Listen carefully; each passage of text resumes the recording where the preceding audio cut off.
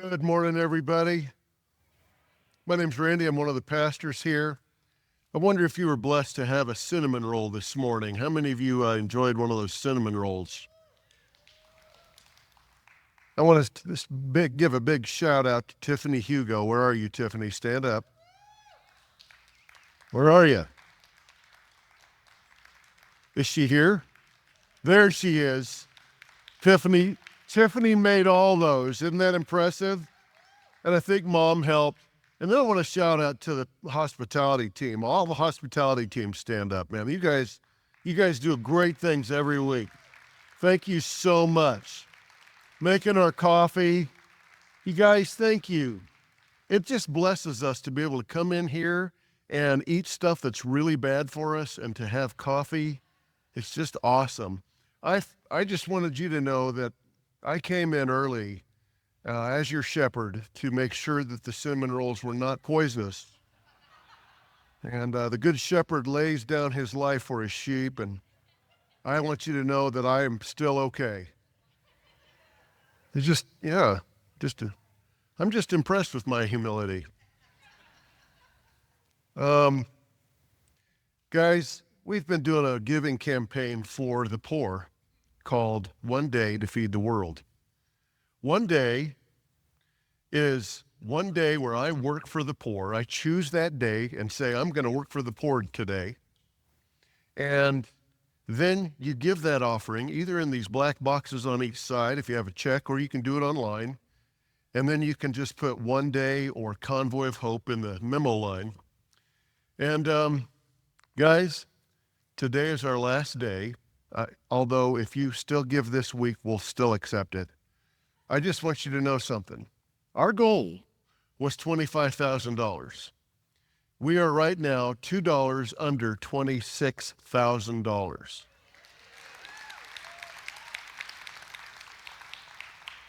Just pat yourself on the back. I mean, that just glory to God. That's all glory to God. That's just so good. Thank you, Lord. Man, that's good. I just think that's so cool. And you know what Convoy does? They have businesses that give to match everything we give. So basically, this is like giving $52,000. Wow. Isn't that neat? Yeah, so such a cool thing. I'm just really thrilled about that. Hey, listen, we're starting Advent today. And we're doing a new series called Rediscover Christmas. And today, we're going to start with the theme of hope for the weary. Yeah, good stuff. Wonder if you've been weary. Wonder if you've been wiped out. I'd like to talk to you about some of the most profound prophecies about the coming Messiah ever written. I wonder if you know where the earliest prophecy about the coming Messiah was. Would you happen to know which one that is? It's found clear back in Genesis chapter 3.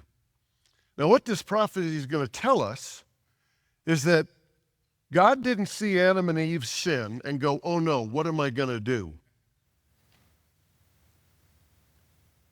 The New Testament tells us that before God even formed the earth, he and his son Jesus had a plan to redeem mankind.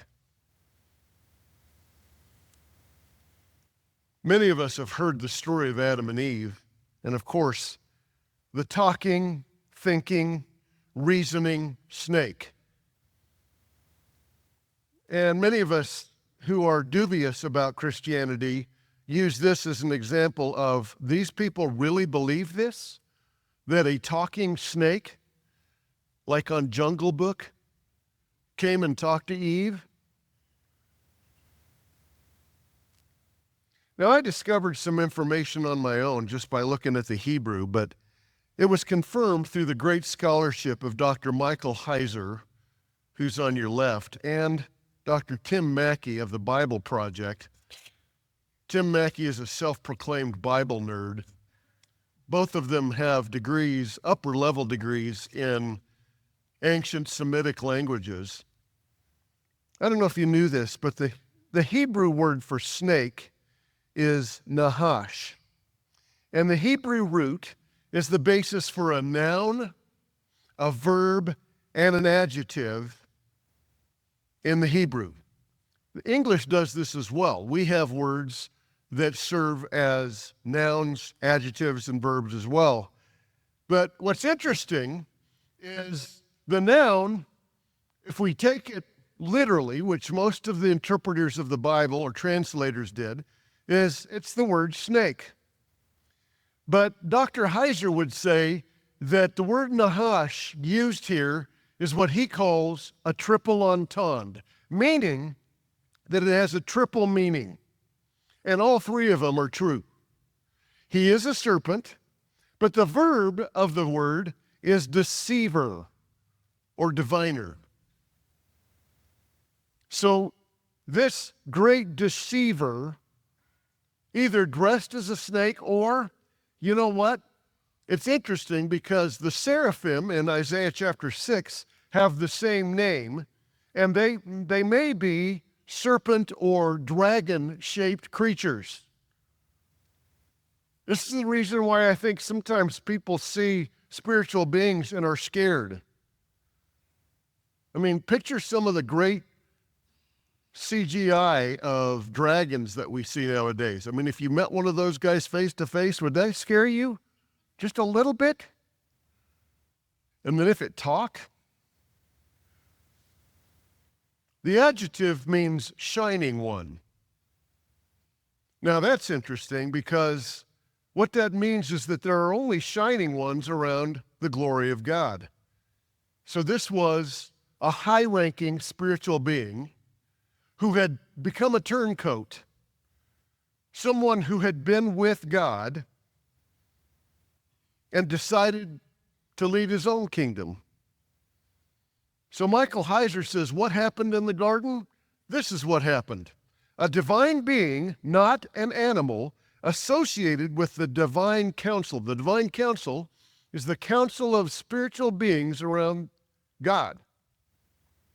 We find this in Deuteronomy 32:8. It's also found in Psalm 82. It's also found in Psalm 88. This divine being associated with the divine council freely chose to oppose God's plan for humanity by prompting the humans to disobey God so they would either be kicked or killed or removed from God's council and family. You see, this spiritual being couldn't get to God, so he thought he would mess things up for his creation. This divine being was defined in Jesus' day as Satan. So many of you know the story. He deceives Eve, who then gives to her husband standing there with her. And after they ate the fruit, God handed down the consequences of disobeying him.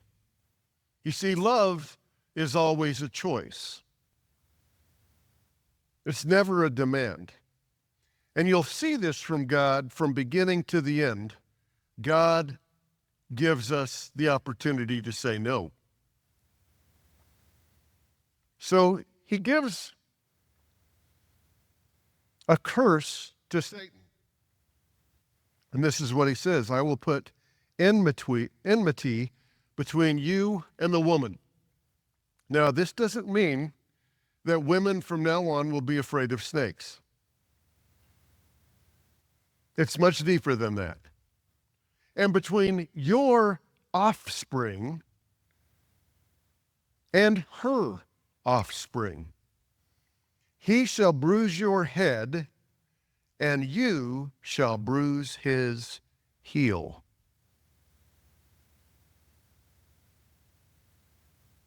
Now, Satan's offspring, the Apostle Paul calls all those who are opposed to God, who do not believe in God. Man, it's pretty rough. Ephesians 2 says that we're children of Satan before coming to know Jesus. Woof. Man, that's rough. And his offspring is a picture of Jesus himself, or her offspring, excuse me. So this is a prophecy of the coming Messiah. He will bruise your head, and you will bruise his heel. And it's kind of a picture of them happening both at once. Stomp. He shall bruise your head. Interesting statement. Anybody ever have a concussion here? It's wonderful. Not.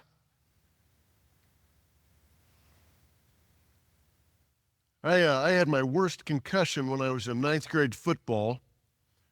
The guy across from me and I were in just the most intense battle. And I suddenly realized that the front of my head from hitting against him hurt so bad I couldn't stay in the game anymore. I came out and went home and proceeded to throw up for a week. And the doctor told me, "You're throwing up because you've got a very serious concussion." Bruising the head is miserable. I would prefer bruising my heel. And then it says that you shall bruise his heel. Things looked pretty bad there on Friday. Jesus looked like he was done, but it was only a flesh wound. He got up, man. He got up. Now here's my question, and I'm just getting honest with you guys. To bruise the head really means that he will affect the leadership. He will affect the government. He will affect the authority of that being. Are you catching it? And the word bruise doesn't just mean bruise, it means crush. It means crush.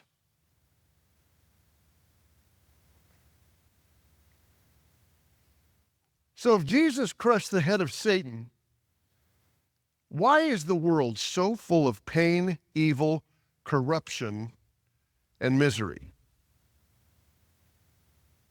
I think that's an honest question, isn't it? Like if Satan has been defeated, if his authority has been crushed, then why don't we see rainbows, lollipops, and kitty cats?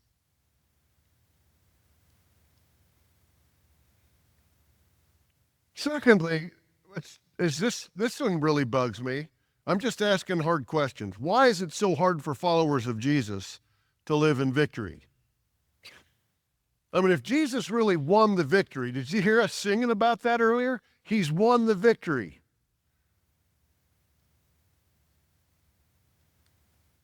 I'd just like to get a show of hands. How many of you are living in total victory and haven't sinned in years? Could you please raise your hand?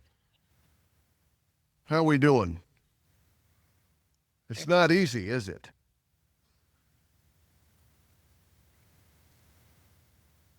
So, what theologians call already not yet occurred on the cross and the resurrection. There's something that happened there that made it possible for the Messiah to get victory. But the victory only comes through him. And if someone doesn't want to follow him, there is no victory.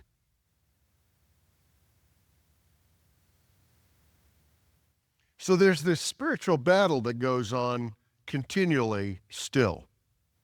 I mean, it just goes on all the time, virtually every day. You don't have to raise your hand, but I wonder how many of you had a fight on the way to church today. Please don't raise your hand.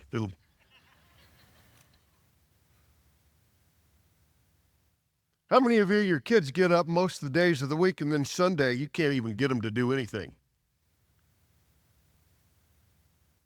How many of you made a commitment to diet this week and then came to church and they had cinnamon rolls?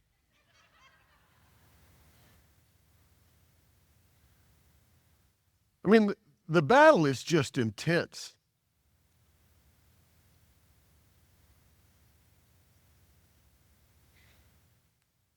I've just come to the decision that even people who hate war, which I'm one of them, I hate war, have to battle every day. And if we don't learn to fight, we will be wiped out. I wonder if you realize that. And many of us are not meant for that.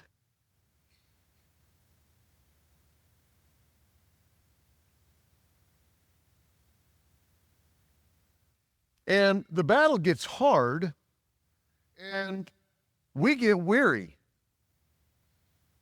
For some reason, this season brings about a lot of weariness, brings about a lot of grief. I'm surprised to see how many people have loved ones who have passed away during the holiday season. And every year the holiday season comes around and it just wipes them out. Grief just flows over them like a tidal wave. Many of us don't like the holiday season because of that. So that's why I want to talk today about hope for the weary. I'd like to give you another Old Testament prophecy of Jesus. This is from a guy named Isaiah. Look what he says. For to us a child is born. To us a son is given. Do you notice this is a child for us? And the government shall be upon his shoulder. Now, friend, we make fun of Jesus' disciples a lot because they thought that Jesus was going to bring about a whole new government for Israel. And we're so smart, we realize that it was a spiritual government. And these guys are just kind of dense. But frankly, they get it from this passage right here. The government will be on his shoulder. They're kind of thinking, God, this guy's a descendant of David, and he's going to bring back the glory of ancient Israel. And you can see where they get that. And it's not clear. But then we get to these definers. And his name shall be called Wonderful Counselor, Mighty God, Everlasting Father, Prince of Peace. Let's look at that word, Wonderful Counselor.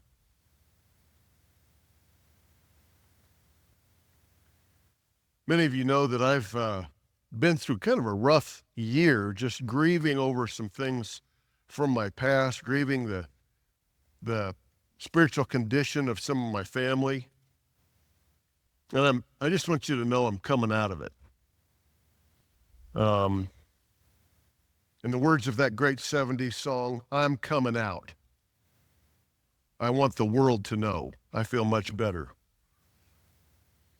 Young people, just forget it. It's too old for you.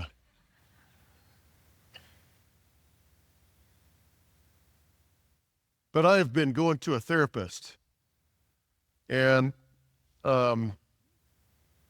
he is an awesome therapist because he's dealt with church planters, he's worked with pastors, and he understands where I've been. And he's just marvelous. He's just awesome. He's wonderful.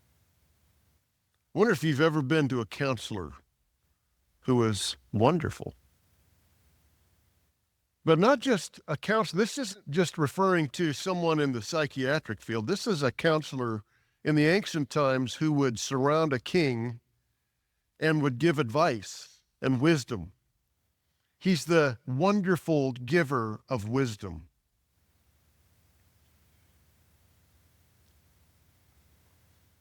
I wonder if you have heard the joke that says, how many counselors does it take to change a light bulb? Only one, but the light bulb has to want to change.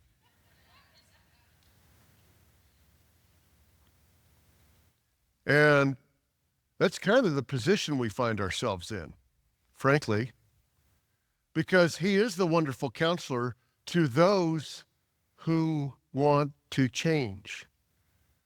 And I personally have found in my life that the reason that I don't change is because I enjoy being in my mess. You say, oh, you don't know, you hate it.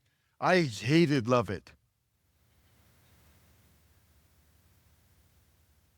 It's like those of us who are bitter here today. You hate your bitterness, but man, you wouldn't go to bed without it. It just makes you feel good, just thinking about what you could do to that person. Oh, man. Many of us hate the fear that we live in. But we just watch TV with fear every night and just go to bed with fear. And it's just scary to think of not having fear around. Self-loathing. Oh, some of us, we just love self-loathing. We hate it. We love it. We hate it. We love it.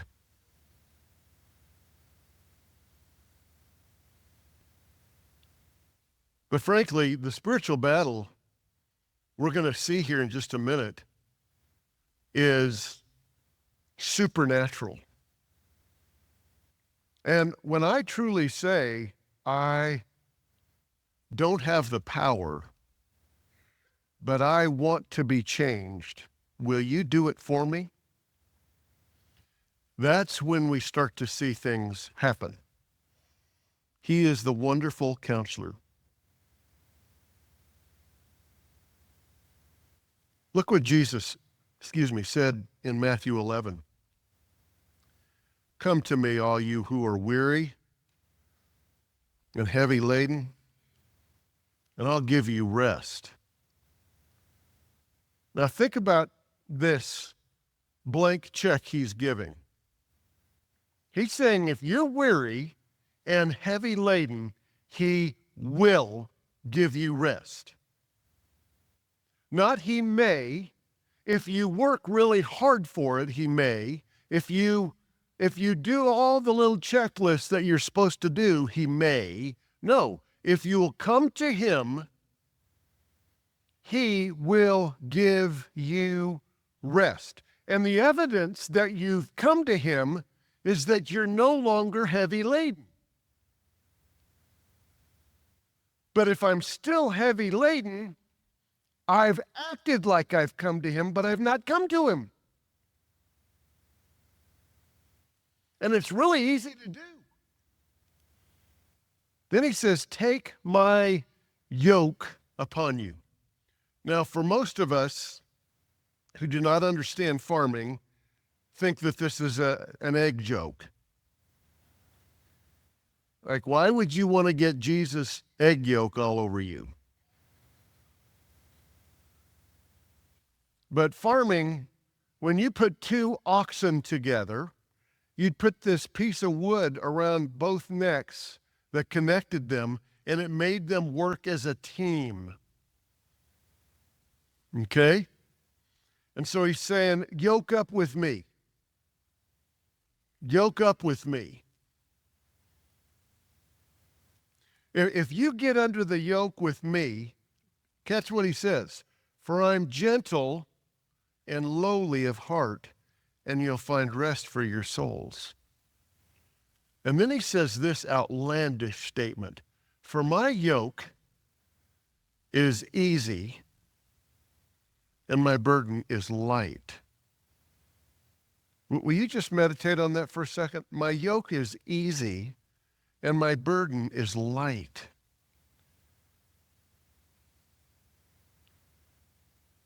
It's easy. That's outlandish. It's easy, and his burden is light. And this is the evidence that I've got under the same yoke with him.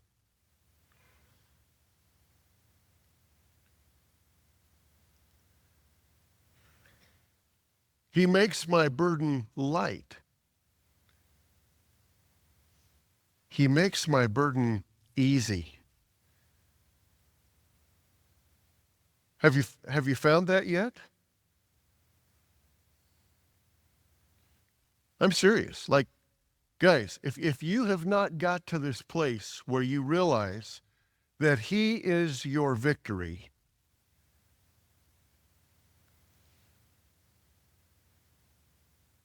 then you're probably weary. Now let's move on to the other definers of Jesus. He is mighty God. Do you see that there? Now, isn't this interesting? It took a lot of Jesus' ministry for his disciples to finally understand that he was God.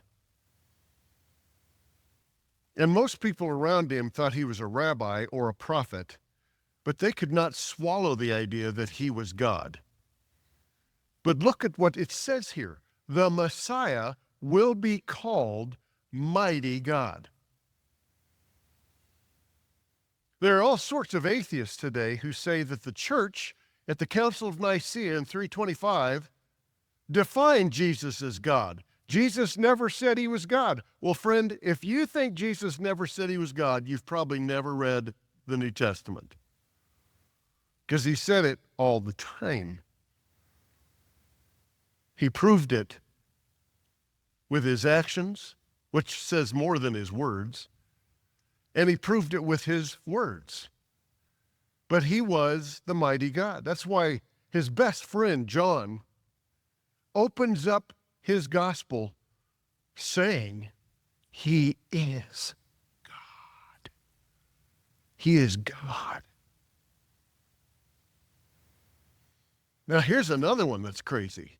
Mighty God, and then it says everlasting Father. Everlasting Father. That means that what Jesus said was true. I and my Father are one. That's why the writer of Hebrews says, Jesus is the best definer of the Father that we can find. You may read the Old Testament and see all these mass murders done by the people of God, but until you see Jesus, you don't really get a perspective of who God is.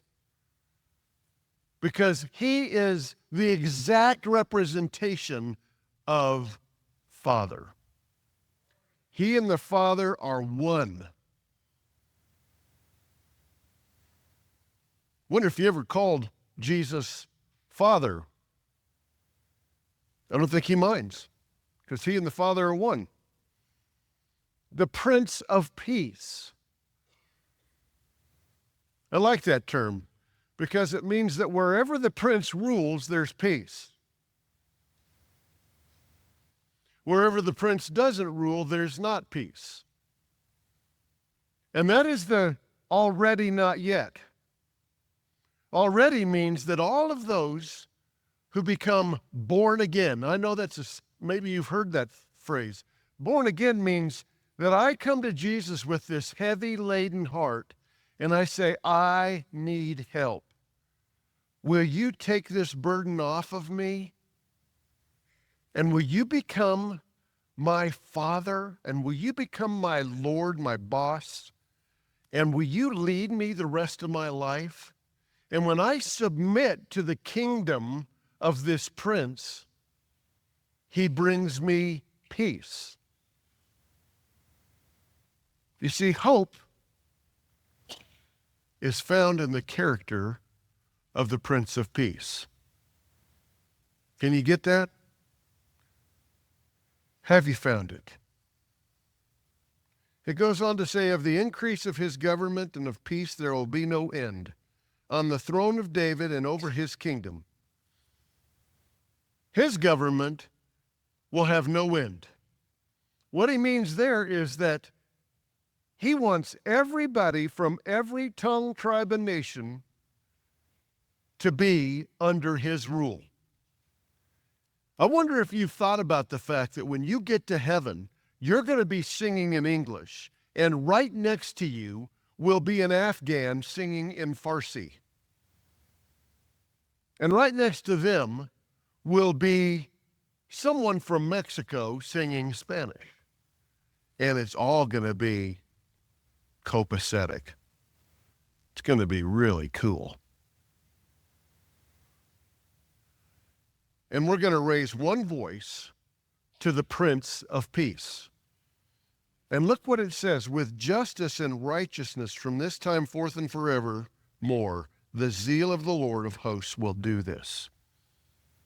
The zeal. Do you know what you are if you're zealous? You're a little bit nutty.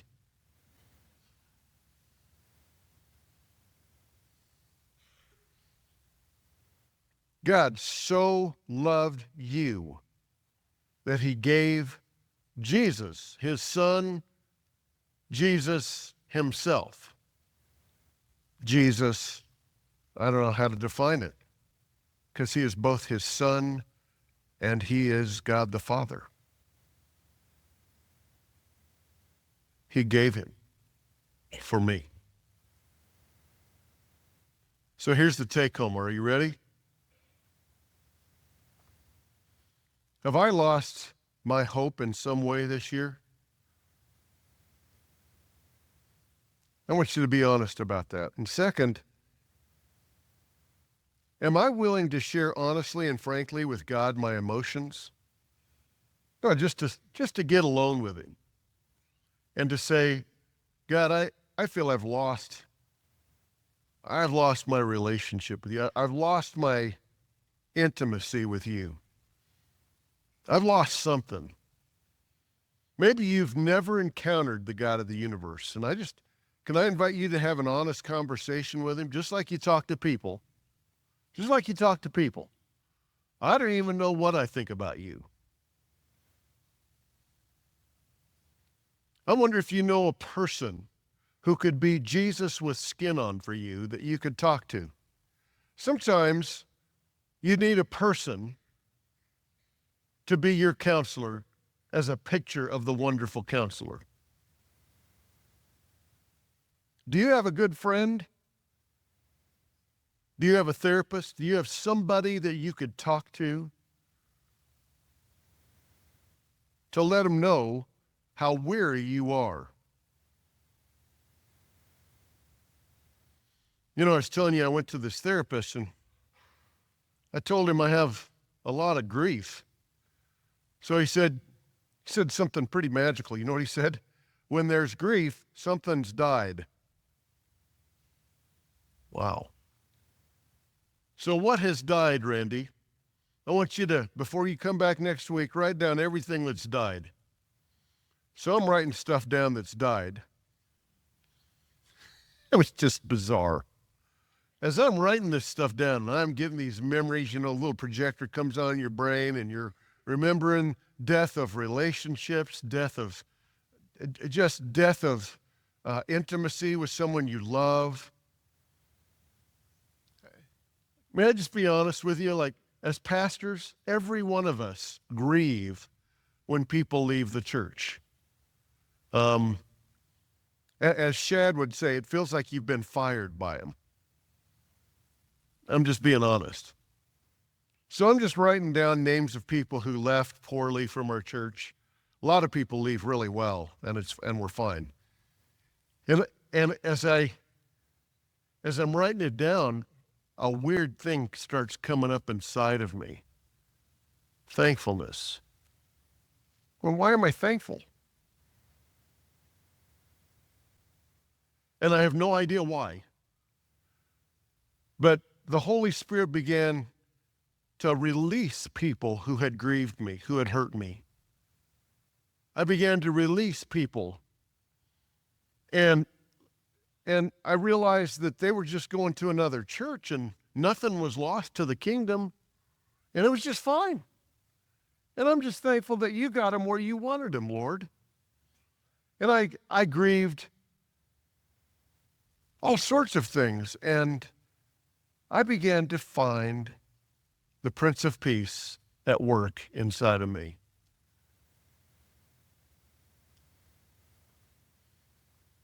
I was taught a song in junior high. Jesus was a carpenter from Galilee, and he's doing a construction job inside of me.